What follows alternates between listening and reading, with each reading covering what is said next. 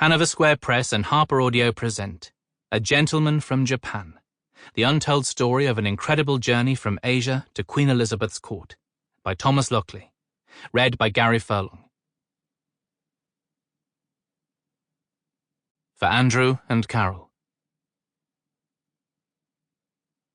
Prologue. American Dreaming.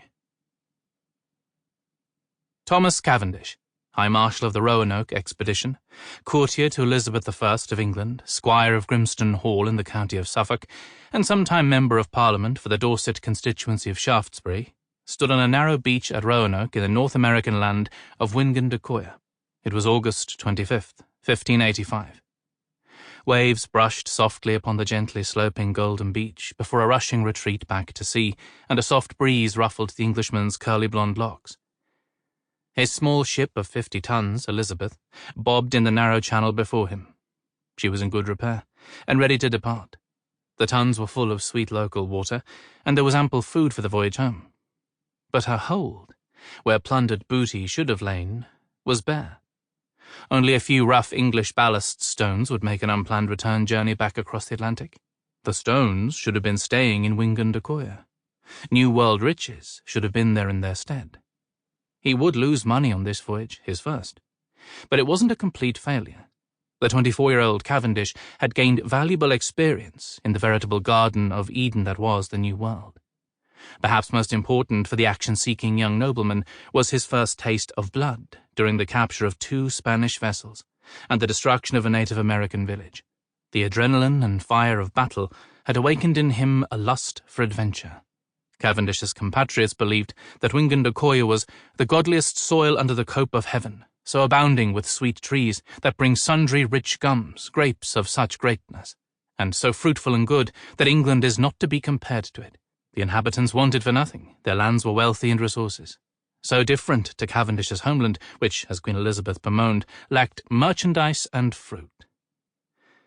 As wonderful as this land was, Cavendish craved not juicy meat and sweet fruit, but gold, silks, and spices for his monarch.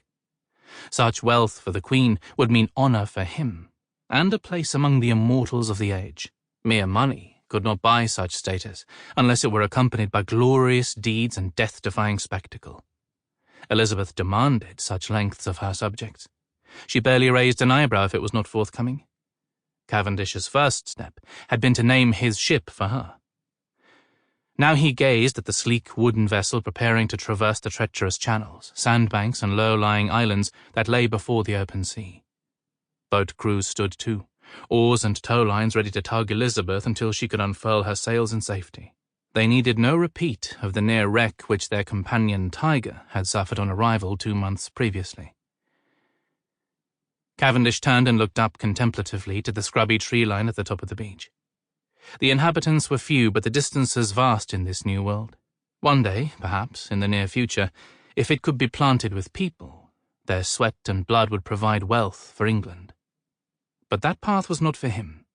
He craved instant gratification and the thrill of heroic deeds.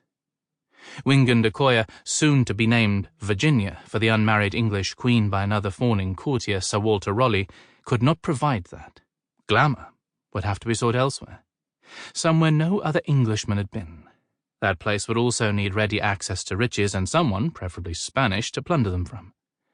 England did not possess goods of ample value to trade for the expensive luxuries that London consumers demanded. They had to be stolen. The English were in North America, as Cavendish's contemporary Sir Humphrey Gilbert put it, to annoy the King of Spain by planting a government-licensed pirate base from which they could attack Spanish shipping returning from the colonies to the south. The gigantic galleons were filled with silver and gold, the fruit of a genocidal exploitation of enslaved indigenous and African people. A system of greed, blood, profiteering, and indifference to human suffering which would only blossom further in the coming centuries. Thanks to its conquests in the New World, Spain controlled the majority of the world's silver supply. This plundered wealth funded ever-increasing slave wars in Western Africa and unending religious conflict in Western Europe. Spain itself had been united with Portugal in the Iberian Union since 1580, after King Henry of Portugal died without an heir, leaving King Philip, by the grace of God, King of the Spains and the Indies, an easy path to seize his neighbour, adding it to the vast European tract. Sample complete. Ready to continue?